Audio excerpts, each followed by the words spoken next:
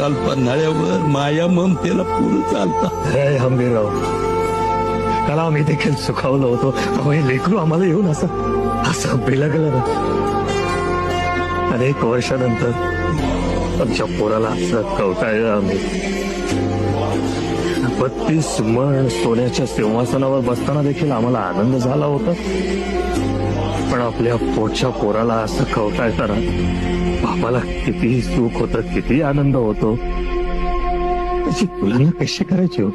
काय तुझी माया सांगू श्रीरंग, फार लवकर प्रौढ केलं हो आम्ही त्याला. तुझी माया राजकारणासाठी सतत त्यांना भेटीला धरलं, सतत पणाला लावलं. ते लेकरू मात्र स्वराज्याचं ध्येय घेऊन वळत होतं, धावत होतं.